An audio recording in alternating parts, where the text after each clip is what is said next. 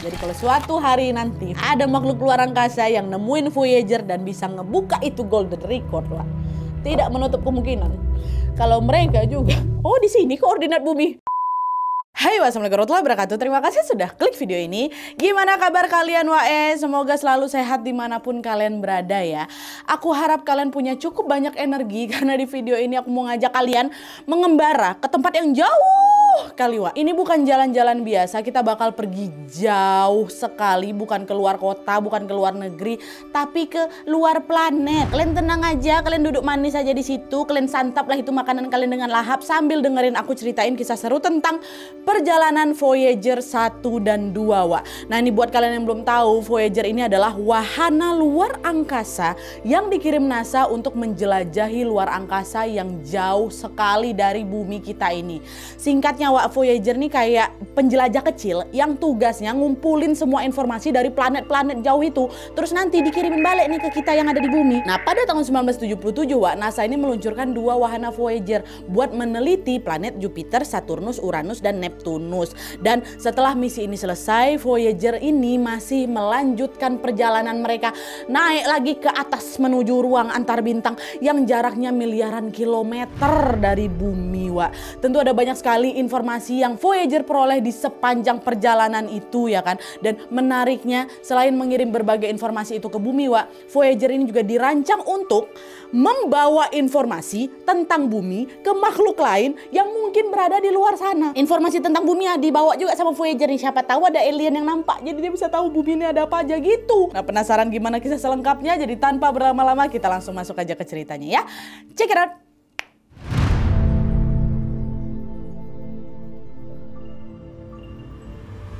Nah, jadi, Wak, sebelum wahana antariksa Voyager ini diluncurkan di ribuan tahun lalu sebelum ini ya, orang-orang ini mempelajari tata surya hanya dengan mengamati langit pakai mata telanjang aja, Wak. Hasil pengamatan ini menunjukkan kalau semua benda di langit kelihatannya bergerak memutar mengelilingi bumi. Contohnya matahari terbit dari timur, tenggelamlah dia di barat. Terus juga bulan muncul di lokasi yang berbeda-beda tiap malam. Bintang-bintang bergerak dengan arah yang teratur dan lain-lain. Itulah kenapa mereka dulu orang-orang ribuan tahun yang lalu mikir benda langit itu yang berkeliling, sementara bumi ini diam gitu. Nah, karena semuanya tadi benda-benda langit itu terlihat mengelilingi bumi, akhirnya pada sekitar tahun 350 sebelum Masehi, Wak, seorang ilmuwan asal Yunani yang bernama Aristoteles percaya kalau bumi adalah pusatnya tata surya. Bumi cuma diam aja di tempat yang sama, sementara benda-benda langit lainnya saling bergerak memutari bumi ini. Lalu Aristoteles pun mempopulerkan sebuah teori yang disebut geosentris. Geo itu artinya bumi, sentris artinya pusat. Geosentris, bumi pusatnya tata surya gitu. Nah, teori geosentris ini, Wak, dianggap benar selama lebih 18 abad lamanya. Sampai akhirnya orang-orang pun mulai mempertanyakan keanehan yang sering mereka lihat di langit malam, Wak. Yaitu ada beberapa bintang yang gerakannya terlihat aneh. Kadang dia tuh mundur, kadang dia maju, terus dia mundur lagi, terus maju lagi, kayak gitu terus berulang.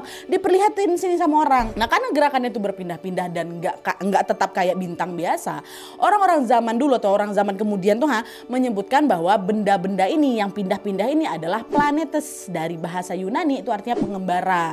Lalu seiring berjalannya waktu, masing-masing planet yang bergerak-gerak itu dikasih nama sama mereka, Wak. Adalah itu Merkurius, ada Venus, ada Mars, ada Jupiter, Saturnus, Uranus, dan Neptunus. Ya, dan itulah dia nama-nama planet yang akhirnya kita kenal sampai sekarang. Oke. Nah, di tata surya kita, Wak, kan ada 8 planet yang kita ketahui kan. Kita mulai urutin dari yang paling dekat sama matahari, Wak, yaitu ada Merkurius, Venus, Bumi, Mars, Jupiter, Saturnus, Uranus, Neptunus. Ya kan? Ada juga memang dulu namanya Pluto, planet yang ke-9. Tapi setelah diteliti akhirnya diketahui kalau Pluto itu cuma benda langit yang mirip sama planet tapi macam nggak memenuhi syarat untuk jadi planet lah gitu, Wak. Jadi sejak tahun 2006 gitu ya kalau nggak salah, Pluto itu udah tidak dianggap lagi sebagai planet di tata surya lagi gitu. Nah, selain itu, Wak, sedikit tambahan informasi juga, planet Uranus sama Neptunus ini ditemukan paling belakangan, Wak, paling akhir dengan bantuan teknologi karena jaraknya jauh kali itu. Sedangkan planet Merkurius, Venus, Mars, Jupiter, dan Saturnus ditemukan paling awal tuh karena jaraknya memang lebih dekat dan bisa diamati pakai mata telanjang gitu.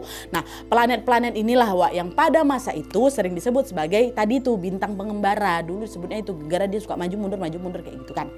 Nah, adanya planet pengembara ini, Wak, langsung ngebikin orang-orang jadi bertanya-tanya. Kalau semua benda langit itu bergerak mengelilingi bumi, harusnya arah pergerakan mereka ini kan pasti terlihat teratur kan, pasti terlihat rapi ya kan. Tapi karena ada planet yang geraknya kadang agak aneh nih, kadang maju dia, kadang mundur dia. Sebenarnya mereka tuh lagi mengelilingi apa? Apa jangan-jangan nggak semua benda langit itu mengelilingi bumi ya? Nah, kalau gitu berarti bumi ini bukan pusat tata surya nih. Nah, misteri ini pun membuat teori geosentris ini, Wak, mulai dipertanyakan. Sampai akhirnya di tahun 1610 seorang ilmuwan yang bernama Galileo Galilei berhasil membuktikan hal itu. Nah, jadi ceritanya waktu itu Galileo Galilei ini sedang mengamati benda-benda langit, Wak, pakai bantuan teleskop, alat untuk melihat objek yang jaraknya jauh tuh. Nah, kebetulan waktu itu Galileo ini lagi mengamati Jupiter, Wak. Untuk pertama kalinya, Wak, dia menemukan ada 4 bulan yang mengorbit atau mengelilingi Jupiter. Galileo mikir di situ, nah berarti benar nih, nggak semua benda langit mengorbit bumi. Nyatanya ada juga kok bulan yang mengorbit Jupiter. Itu berarti bumi ini pasti bukan pusat dari segala-galanya yang ada di tata surya ini, kata si Galileo. Nah, selain ditemukannya ada 4 bulan yang mengorbit Jupiter, Wak, ada beberapa fenomena lain juga yang menunjukkan kalau tidak semua benda langit mengorbit bumi. Nah, akhirnya ilmuwan pun mulai mempelajari fenomena ini. Ini kayaknya bukan bumi nih, pusat tata surya. Coba tengok lagi. Sampai akhirnya mereka menyimpulkan kalau semua benda di tata surya termasuk bumi ini sendiri, Wak, sama-sama bergerak mengelilingi matahari. Itu berarti matahari lah yang menjadi pusat dari tata surya kita. Dan teori ini dikenal dengan nama heliosentris. Helios matahari, sentris pusat. Heliosentris matahari sebagai pusat tata surya gitu ya. Dan FYI, Wak, sebenarnya teori heliosentris ini, Wak, udah mulai dikenalkan oleh seorang ilmuwan yang namanya Copernicus pada tahun 1500-an, Wak. Tapi waktu itu orang-orang belum percaya sama dia. Barulah di tahun 1610 itu Galileo berhasil membuktikan teori yang tadi itu. Dah nih, seiring berjalannya waktu, teori heliosentris ini pun mulai itu, Wak, diakui pada abad ke-17. Ngapa panas sekali? Bentar lo, aku naikkan AC. Panas sekali, berkeringat aku belum apa-apa. Nah, adanya teori baru ini langsung bikin peradaban manusia geger, Wak. Gimana enggak? Setelah lebih dari 18 abad orang-orang tuh percaya kalau bumi inilah itu pusat tata surya kan. Nah, akhirnya ilmu pengetahuan pun membuktikan kalau teori itu ternyata salah. Dari situlah orang-orang pun jadi mikir, ternyata bumi kita ini cuma sebagian kecil dari alam semesta ya. Sebenarnya gimana sih cara alam semesta ini bekerja? Nah, munculnya teori heliosentris inilah, Wak, yang akhirnya mendorong manusia untuk mempelajari tata surya lebih jauh lagi. Mereka nggak puas nih kalau belajarnya cuma pakai teleskop aja atau ngamati langit pakai mata telanjang aja, mereka nggak puas. Kali ini para ilmuwan mau mempelajari tata surya dari lebih dekat lagi. Alhasil para ilmuwan pun mulai meluncurkan berbagai wahana antariksa, termasuk salah satunya inilah dia, pesawat Voyager.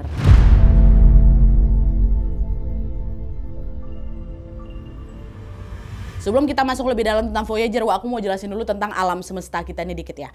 Nah, jadi tidak lama setelah teori heliosentris ini mulai diakui kebenarannya, Wak, ilmu pengetahuan pun kan mulai langsung berkembang pesat nih. Lalu di tahun 1957, wahana antariksa pertama buatan Uni Soviet akhirnya diluncurkan. Wahana ini namanya itulah satelit Sputnik tuh. Terus setahun setelah Sputnik mengudara, Amerika nggak mau kalah ya kan. Tahun 1958 mereka juga meluncurkan satelit yang diberi nama Explorer ya. Terus di tahun 1960-an Amerika mulai lagi membuat sebuah proyek penjelajah ruang angkasa yang bernama Mariner. Ini adalah proyek yang menjadi cikal bakal dari Voyager, Wak, ya. Nah, Mariner ini adalah wahana antariksa tanpa awak yang dibuat oleh NASA untuk mempelajari planet-planet terdekat dari bumi. Itulah Merkurius, Venus, sama Mars ya kan. Nah, Mariner ini pertama kali diluncurkan di tahun 1962, Wak. Dan ini menjadi wahana antariksa pertama yang melakukan perjalanan lintas planet. Jadi wahana antariksa tuh, Wak, ya. Kalau kalian belum terlalu ngeh nih apa tuh dari wahana antariksa. Jadi wahana antariksa itu macam drone, Wak, macam drone terbang yang dikirim jauh ke tempat-tempat yang nggak bisa kita jangkau langsung. Bedanya nih, kalau drone tuh terbang di langit bumi aja gitu. Wahana antariksa kayak Mariner ini, Wak, Wak, terbangnya ke luar angkasa, menjelajah planet-planet tetangga bumi sambil ngumpulin info buat kita gitu.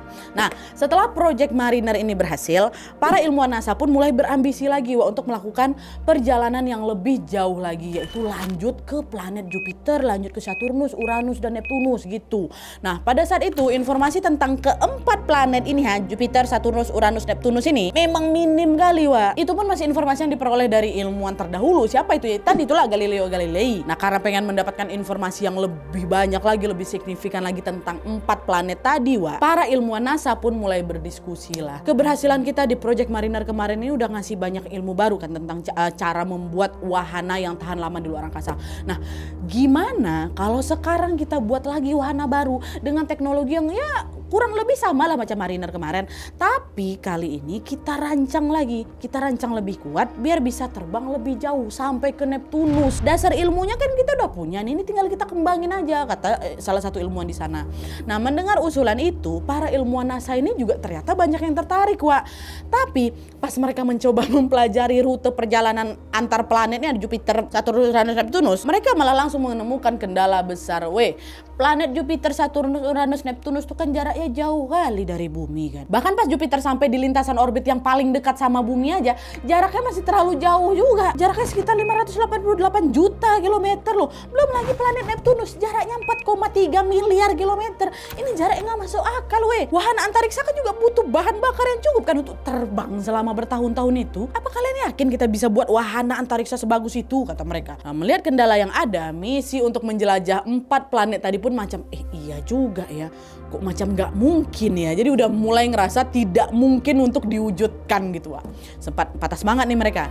Sampai akhirnya seorang ilmuwan NASA yang bernama Gary Flando berhasil menemukan keajaiban alam semesta Wak. Nah, keajaiban apa itu? Masuk ke sini.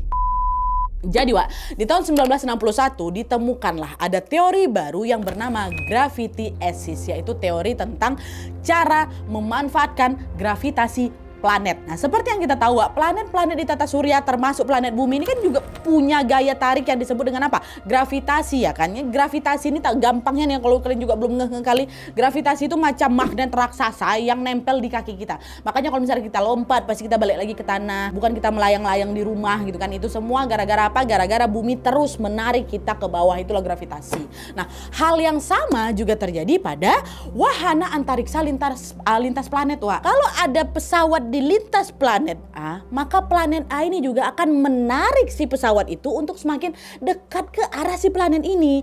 Tapi karena pesawat dan planet-planet ini sama-sama bergerak dengan kecepatan tinggi, alhasil pas pesawat ini terkena gravitasi planet Wak, si planet ini malah membuat pesawat akan bergerak lebih cepat lagi. Jadi macam dia macam terpental gitu. Kok bisa kayak gitu? Nah, dia ini penjelasan ini kayak gimana nih? Bingung aku. Ini aku kasih analogi yang mungkin akan bisa lebih mudah dipahami nih Wak ya. Jadi gini, coba kalian bayangkan kalian lagi berdiri di pinggir jalan nih. Terus kalian lagi megang bola, ya kan? Terus pas kalian lagi megang bola ini, melintaslah mobil dengan kecepatan tinggi. Kalian lemparlah itu bola kalian ke mobil yang lagi melintas ini. Mobilnya lewat langsung lempar. Otomatis apa? Mobil yang lagi ngebut ini tuh ya bakal ngelambungin si bola yang kalian lempar ke arah dia dengan kencang juga ya kan. Nah, gambaran kurang lebih kayak gitu Wak. Mobil yang ngebut tadi diibaratkan seperti planet besar macam Jupiter atau siapapun itulah yang lagi mengorbit bumi, dan bola yang kalian lempar, inilah dia wahana antariksanya tuh. Jadi pas wahana mereka ini mendekat ke planet Jupiter, energi mereka ini akan saling bertabrakan, jadi kayak macam numpang dorongan gratis tuh loh Wak, dari si tarikan gravitasi Jupiter itu, hingga membuat si wahana ini bisa makin melaju kencang lagi. Nah, teknik inilah yang dinamakan gravity axis Wak. Pakai energi gravitasi planet buat mempercepat perjalanan wahana luar angkasa tanpa perlu bahan bakar banyak. Semoga kalian paham lah ya sama analogi tadi ya. Oke, lanjut. Nah, adanya gravity axis ini Wak, inilah yang bisa membuat wahana antariksa itu lebih hemat bahan bakar. Jadi untuk melaju lebih kencang ya udah mereka tinggal memanfaatkan tabrakan energi tadi. Nah, udah dapat nih kuncinya kan. Lalu di tahun 1965 ini Wak, Gary Flando pun mencoba mencari cara dan waktu yang paling efektif untuk mengunjungi planet Jupiter, Saturnus, Uranus, dan Neptunus. Dengan apa? Dengan yang tadilah memanfaatkan gravity axis. Nah, pas Gary lagi menganalisis jalur orbit planet-planet itu Wak, dia tahu kalau Jupiter, Saturnus, Uranus, Neptunus akan segera berada di jalur orbit yang sejajar. Semua planet kan mengorbit matahari dengan kecepatan yang beda-beda, Wak, kan. Perbedaan inilah Wak, yang membuat posisi planet ini terlihat lebih nyebar lagi nih. Matahari di tengah. Jadi Jupiter bisa di sini, Saturnus bisa di sini, Neptunus bisa di sini, Uranus bisa di sini. Ini kan nyebar nih, kawan. Nggak sejajar mereka kan, semua nyebar kan. Nah, ada kalanya Wak, pergerakan 4 planet tadi membawa mereka ke posisi yang saling berdekatan atau sejajar. Jadi macam mereka lagi putar-putar nih. Tapi ada waktunya di mana mereka nih bisa sejajar nih, segini semua nih. Berkumpul di satu garis lurus. Nah, Gary nyari waktu kapan mereka bisa sejajar ini. Kenapa harus sejajar? Karena kalau posisi planet tadi itu berjauh-jauhan, wahana antariksa itu kan bakal kesulitan dapat operan dorongan dari satu planet ke planet lain dong, ya kan? Artinya lebih banyak lagi bahan bakar untuk mereka maju ke atas nih. Lebih banyak waktu juga dan lebih banyak resiko. Jadi makanya itulah nunggu kapan ini sih 4 planet ini bisa sejajar. Tapi masalahnya, sejajarnya 4 planet itu adalah fenomena langka yang hanya terjadi 176 tahun sekali. Dan kalian tahu, Wak, Masya Allah, ini beruntungnya waktu itu nih, waktu si Gary Flaherty mempelajari fenomena ini di tahun 1965, ya, dia menemukan fakta bahwa fenomena langka ini akan terjadi sebentar lagi di tahun 1970-an. Kurang dari 10 tahun dia harus nunggu. Ini bakal sejajar nih. Jadi 175 tahun itu udah dimulai dari ratusan tahun yang lalu. Ini bentar lagi.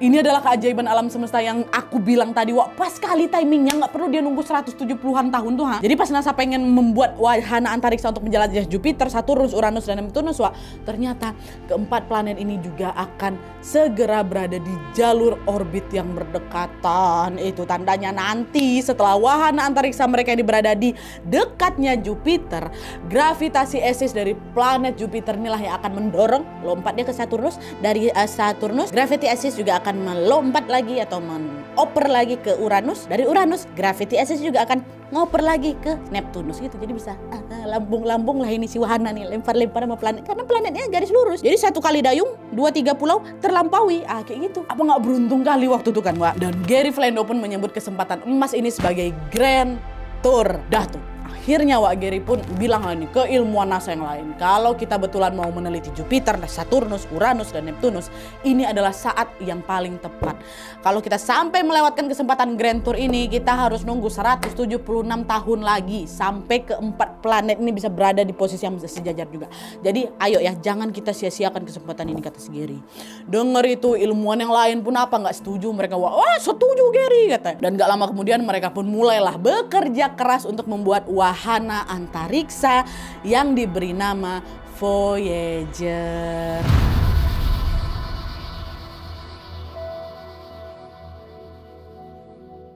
Nah, desain pesawat Voyager ini, Wak, sudah mulai dibuat sejak akhir tahun 1960-an. Dan secara garis besar, Wak, desain dan teknologi Voyager ini dibuat seperti Mariner memang. Wahana antariksa lintas planet yang pernah mereka bikin sebelumnya tuh. Tapi karena Voyager ini dirancang untuk menjelajah ke planet yang lebih jauh lagi, teknologinya pun dikembangkan jadi lebih besar lagi, jadi lebih kuat lagi, dan lebih canggih lagi tentunya. Lalu setelah desainnya itu selesai kan, dibikin sama mereka segala macam, proses perakitan pun dimulai di tahun 1972. Nah, dilihat dari ukurannya, Wak, Voyager ini sebenarnya nggak terlalu besar bisa dibilang. Panjangnya cuma 10,7 meter, setara sama 2 mobil sedan yang berjejer. Terus lebarnya 3,7 meter, tingginya 3,7 meter juga sama.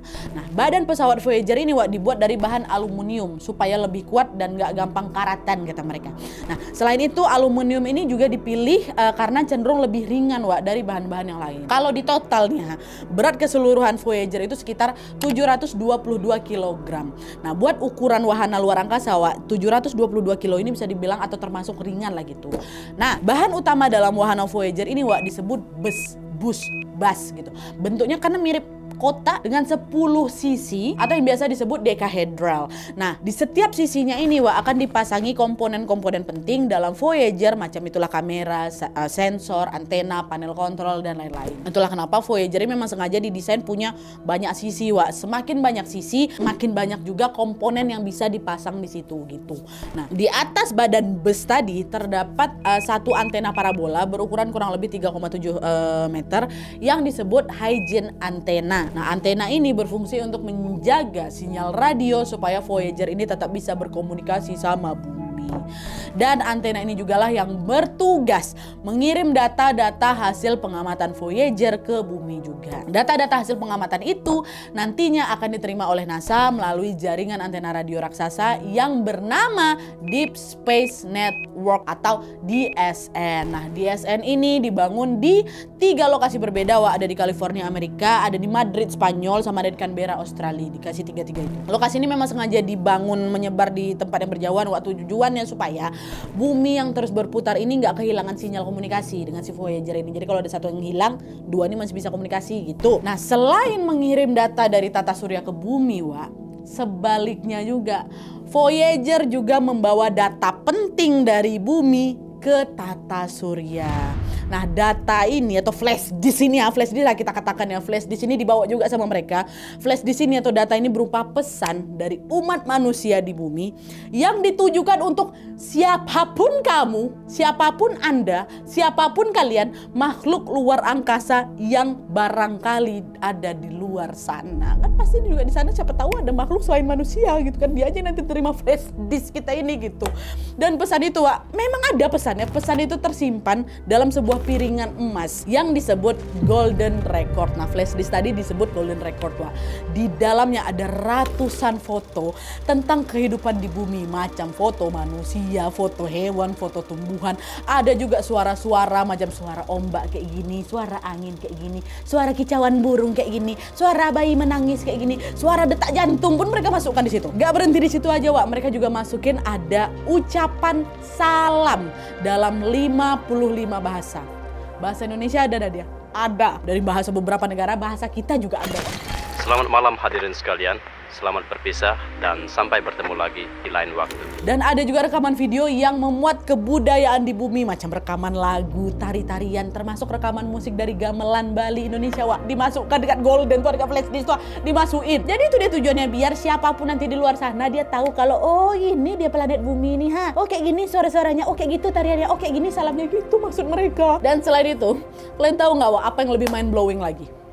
Di dalam golden record tadi, NASA juga menyertakan titik koordinat bumi di tata surya. Jadi kalau suatu hari nanti ada makhluk luar angkasa yang nemuin Voyager dan bisa ngebuka itu golden record, tidak menutup kemungkinan kalau mereka juga, oh di sini koordinat bumi, ayolah kita singgah ke sana. Datanglah mereka ke sana, nanti kita bisa kenalan sama makhluk luar angkasa itu. Kalau tiba-tiba alien datang, aku temuin golden record kalian. Oh gini bumi, ayo kita jajah. Astagfirullahaladzim. Awak juga agak deg-degan kan, Ya semoga jangan dijajah. Berkawan aja lah kita sama alien kalau dia datang. Kau numpang di sini, jangan kau. Kalau dia bawa kon-kon yang lain. Oke. Kemana aku obrol? Oke, lanjut. Nah, semua data yang aku sebutkan tadi, baik dari data yang terekam dalam golden record maupun data hasil pengamatan Voyager yang akan dikirim ke bumi nanti, ini adalah data penting yang harus dilindungi. Itulah kenapa NASA pun mencoba banyak cara untuk bisa menjaga si Voyager ini tetap aman. Salah satunya yaitu dengan merancang sistem insulasi thermal, yaitu semacam selimut pelindung yang bentuknya berlapis-lapis, warnanya perak mirip aluminium foil tuh. Nah, sistem ini bertujuan untuk melindungi Voyager dari suhu ekstrim. Sistem ini akan memantulkan panas dari luar dan juga mencegah biar suhu dingin itu juga nggak masuk ke dalam pesawat. Dengan begitu, suhu di dalam Voyager ini pun tetap stabil dan komponen-komponen penting yang ada di dalamnya ini juga terlindungi. Ya. Nah, jadi itulah tadi gambaran tentang desain dan juga komponen-komponen di dalam Voyager, Bisa kebayang ya, kurang lebih kayak gitu ya. Tunggu lu Nadia, terus bahan bakarnya kayak gimana? Muat bus tuh ngangkut bahan bakar untuk melintas sampai Saturnus tuh. Nah, biasanya wahana antariksa itu dirancang dengan panel surya yang bisa mengubah cahaya matahari jadi listrik, ya kan. Tapi gara-gara Voyager ini dibuat untuk menjelajah ke planet yang menjauhi matahari, yang jauh kali kan matahari sama Saturnus kan. Otomatis penggunaan panel surya pun bisa dianggap nggak efektif lagi, Tapi sebagai gantinya, Voyager ini mendapatkan bahan bakar dari baterai nuklir yang disebut RTG, Radioisotope Thermoelectric Generator, ya.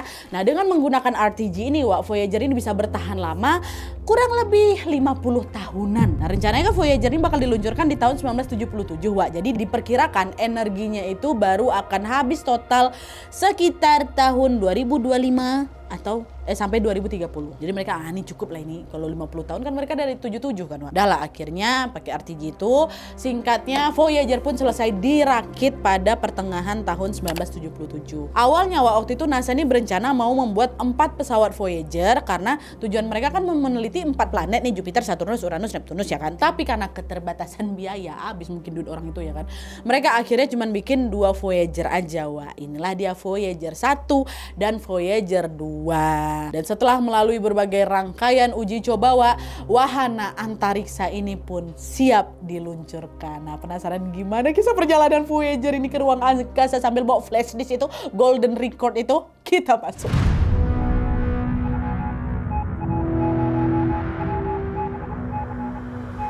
Nah jadi Voyager 1 dan Voyager 2 ini sama-sama diluncurkan di Stasiun Kennedy Space Center NASA.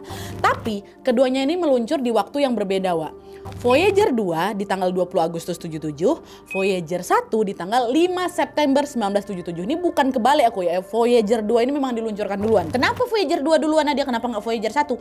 Karena Voyager 2 ini dirancang dengan kecepatan yang lebih lambat, yaitu sekitar 15 km per detik atau 54.000 km per jam.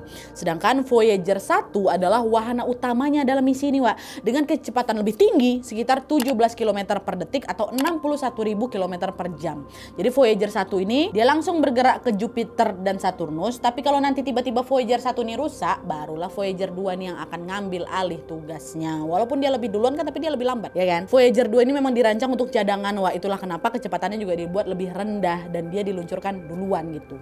Nah, biar nggak terlalu jauh-jauh kali lah Jadi dari duluan nanti juga masih bisa disalip kok sama Voyager 1. Jadi kalau ada apa-apa diganti sama Voyager 2. Nah kayak gitu. Nah singkatnya setelah Voyager 1 sama 2 ini mengudara, akhirnya di tanggal 19 Desember 1977 Voyager 1 berhasil. Tadi aku bilang menyalip Voyager 2 pas melintas di sabuk asteroid. Pas sabuk asteroid ini adalah kumpulan batuan luar angkasa yang berada di antara Mars sama Jupiter. Nah sejak saat itu Voyager 1 inilah yang akan terus memimpin perjalanan di paling depan. Voyager 2 duluan, Voyager 1 nyalip itulah tadi sabuk asteroid.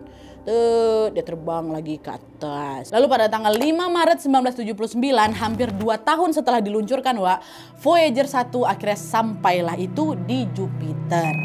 Sesampainya di sana, Voyager 1 langsung dia nggak cuma lewat aja, langsung meneliti bulan-bulan yang mengorbit Jupiter. Yang 4 bulan yang ada di Jupiter tuh yang berhasil ditemukan Galileo melalui teleskopnya. Cuma kan Galileo nggak tahu itu tuh apa kan. Itulah ditemukan sama Jupiter. Dan FYI juga untuk menghormati jasa Galileo, 4 bulan yang ditemukan Jupiter itu disebut sebagai Galilean Moons, yang masing-masing diberi nama. Ada Io, ada Europa, ada Ganymede, dan juga Callisto.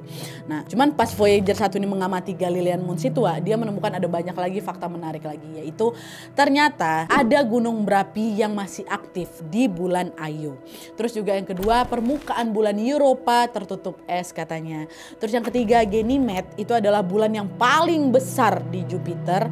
Terus yang keempat, di permukaan bulan Callisto ada banyak sekali kawah. Itulah informasi-informasi yang mereka dapat yang terbaru tuh, mengupgrade informasi dari Galileo. Selain fakta menarik tentang Galilean Moons ini, Voyager 1 juga menemukan fakta baru tentang planet Jupiter itu sendiri.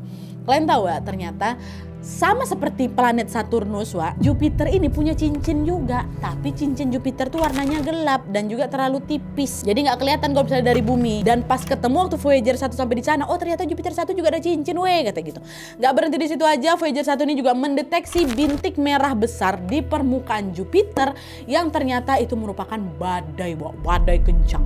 Nah, badai itu diperkirakan sudah berlangsung selama ratusan tahun dengan kecepatan mencapai ratusan kilometer per jam. Jadi situ tuh ada satu titik yang badainya nggak pernah berhenti ratusan tahun kayak Jupiter tuh. Dah itulah yang mereka temukan di Jupiter. Sebenarnya ada masih banyak lagi, kalian bisa cari lagi sendiri. Ini aku kasih yang menarik-menarik aja lah.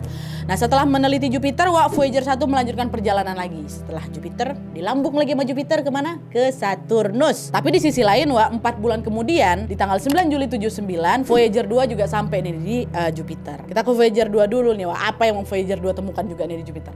Melalui kameranya, Voyager 2 berhasil memotret retakan di permukaan es yang menyelimuti satelit Europa, salah satu bulan di Galilean Moons tadi itu. Itu aja yang dia dapetin. Nah, lanjut lagi ke atas, dioper lagi sama Jupiter, twing, ke Saturnus. Di tanggal 12 November 1980, pada hari itu Voyager 1 sampai di Saturnus, planet setelah Jupiter.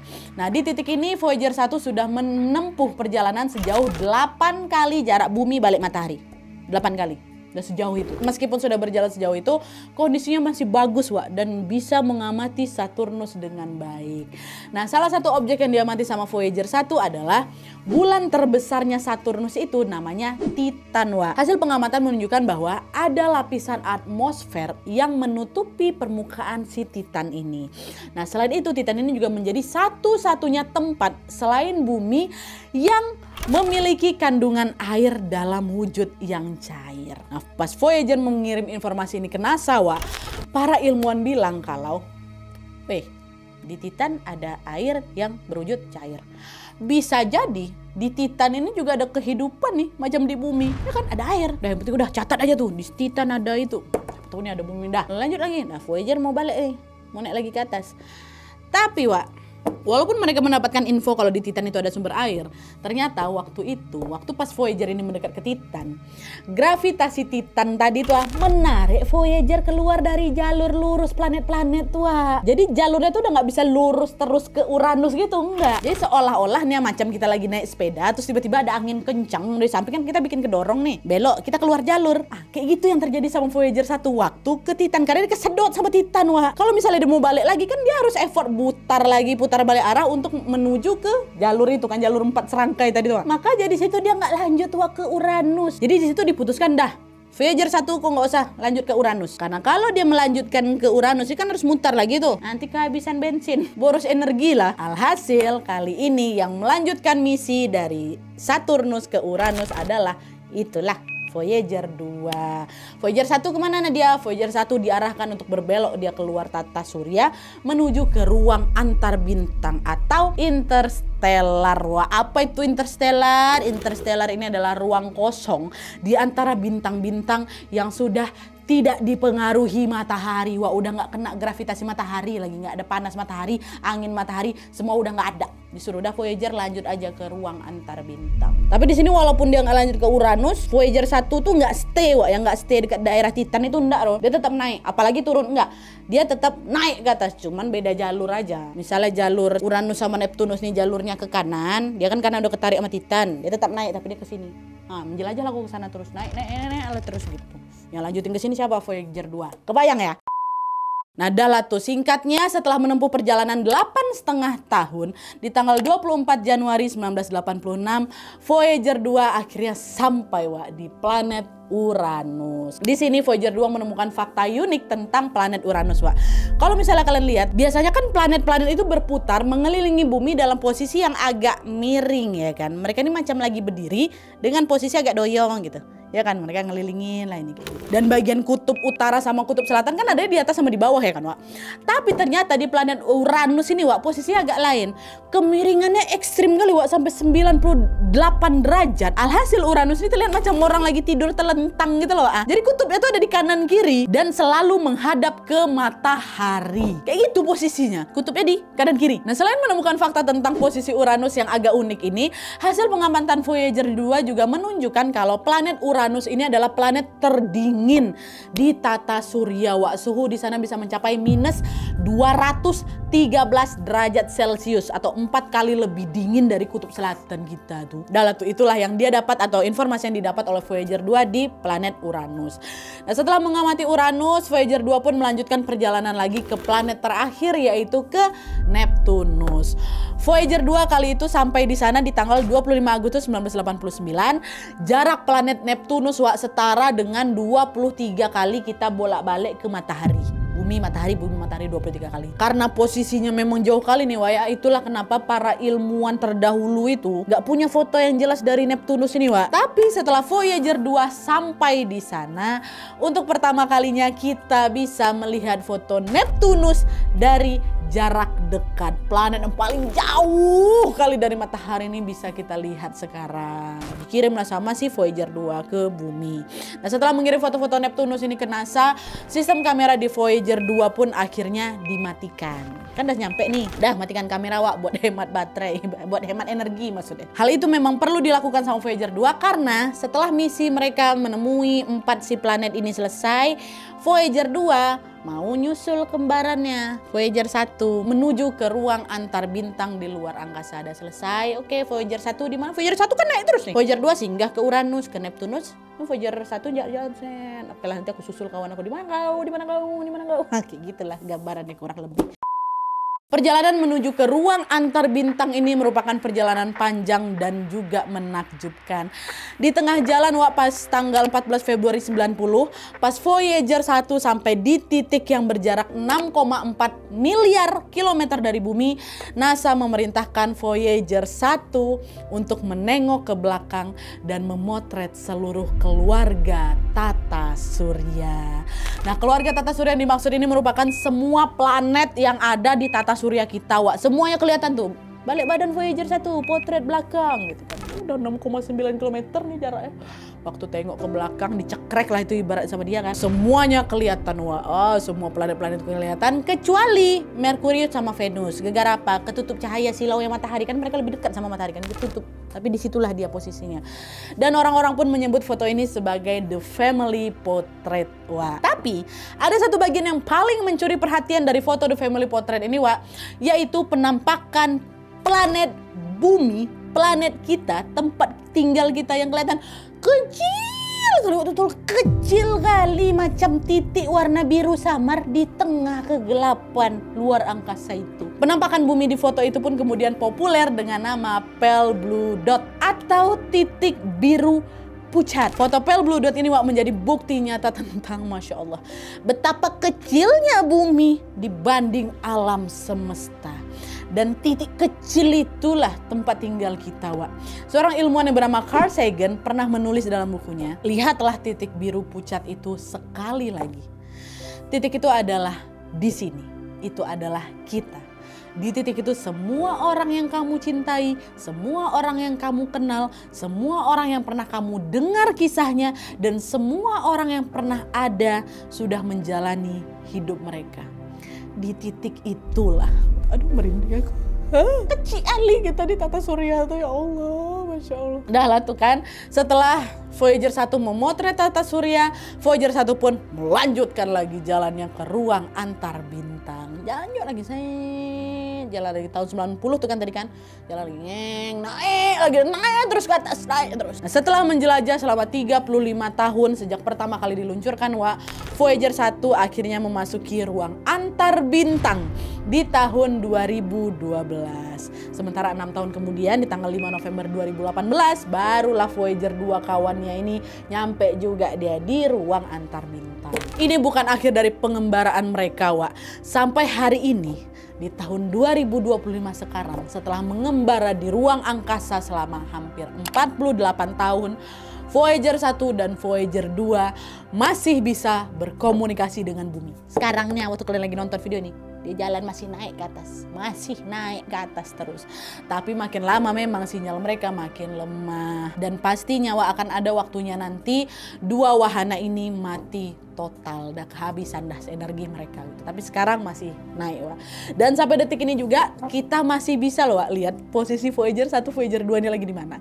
NASA ngasih kita akses buat kita memantau perjalanan mereka yang sunyi di ruang antar bintang di website NASA Voyager Mission Status. Linknya nanti ku taruh di description box. Jadi kalian tengok lah sekarang Voyager 1, Voyager 2 lagi di mana. Jadi biarpun mereka nih jauh kali dari kita, meskipun mereka juga udah lemah ya kan, puluhan tahun mereka naik kan, Wak, posisi mereka masih bisa kita akses dari sini. Dan by the way nih, Wak, ya, Voyager 1 sama Voyager 2 itu memang sudah tidak dirancang lagi untuk balik ke bumi. Mereka udah naik aja terus ke atas. Nanti kalau mereka ini udah betul-betul mati, mereka akan tetap berada ya udah jauh di luar angkasa sana, mengambang di kegelapan dan menjadi saksi bisu tentang perjalanan manusia dalam mengenali alam semesta. Begitu ceritanya. Menarik ya? Oke Wak, jadi itu tadi cerita tentang wahana antariksa Voyager 1 dan 2. Mantap kali Wak ya, keren ya. Sepanjang aku cerita ini ke kalian Wak, aku dibuat kagum sama dua hal sebenarnya. Pertama, aku kagum dengan betapa besar dan indahnya alam semesta. Kalau alam semesta aja sebesar itu, bisa kalian bayangkan sebesar apa zat yang menciptakannya kan? Pasti jauh lebih besar lagi. Maha besar Allah yang menciptakan kita semua. Itu yang pertama. Terus yang kedua, aku kagum sama kecerdasan para ilmuwan yang bisa ngerancang Voyager tuh loh. Wahana antariksa ini Wak, dibuat tahun 60-an loh. Di masa ketika teknologi belum semaju sekarang. Tapi kok bisa mereka bikin wahana antariksa secanggih ini ya? Ini bukan cuma pergi ke bulan loh Wak, jauh lebih dari itu. Voyager 1 nih nyampe ke planet terjauh dari kita, Neptunus, nyampe mereka. Dan bahkan sekarang mereka udah berada di ruang antar bintang loh. Aduh keren, mantap kali Glenn tuh. Mungkin ada juga yang nanya, selama itu Nadia puluhan tahun dia naik ke atas apa nggak pernah rusak itu? Terus tuh rekaman Golden Record tuh kelanjutannya gimana? Nah, flash disk kita tuh macam mana? Apa ada alien yang berhasil nemuin itu? Jawabannya iya Wak, Voyager 1 pernah rusak, Voyager 2 juga pernah rusak, tapi NASA berhasil memperbaikinya lagi meskipun dari jarak jauh ya. Lalu untuk rekaman Golden Record itu Wak, sampai sekarang rekamannya masih ada, dibawa sama mereka Voyager 1 2 nih. Tapi sejauh ini terpantau masih belum ada makhluk lain di luar angkasa yang menemukan itu Voyager, dan tentunya rekaman Golden Record itu karena kan si flash disk dibawa sama si Voyager kan. Jadi bisa jadi di luar sana, bisa jadi memang nggak ada siapa-siapa Wak. Tapi ya itu bisa jadi juga mereka tinggal di lokasi yang super jauh kali. Makanya nggak ketemu sama Voyager. Bisa jadi.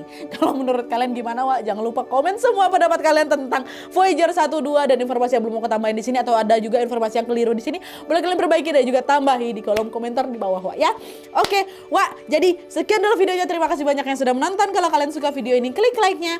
Jangan lupa komen di bawah untuk ide dan saran-saran untuk video selanjutnya. Jangan lupa nyalain notifikasinya supaya kalian tahu kalau aku upload video baru. And as always, jangan lupa untuk klik tombol subscribe supaya kalian sama-sama nonton informasi menarik dan menegangkan dari channel aku.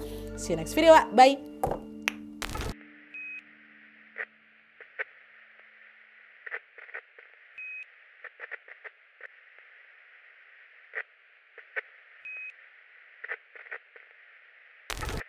Hello from the children of planet Earth. પૃથ્વી ઉપર વસનાર એક માનવ તરફથી બ્રહ્માંડના અન્ય અવકાશમાં વસનારાઓને હાર્દિક અભિનંદન. આ સંદેશો મળે વળતો સંદેશો મોકલાવશો. Perbedaan inilah Wak yang membuat posisi planet ini terlihat lebih nyebar lagi nih. Matahari di tengah. Halo? Matahari di tengah. 各位都好吧？我们都很想念你们，有空请到这儿来玩。 Mereka ini macam lagi berdiri cuman agak doyong gitu. Kenapa sih? Kok bunyi terus? Bimbi di mana? Sumpah demi Allah ya, ini ada yang kayak mencoba keluar dari kamar mandi. Barusan kerekam kok, buka deh. Iya, 2 kali kupikir Bimbi di dalam. Trek gitu. Padahal nggak bahas horor. Nggak bahas lo, gue lagi bahas Voyager Pagi ya. Kamu ya. Kamu pagi ya. Ini 2 kali diginiin. Kerekam kok, nanti lihat aja.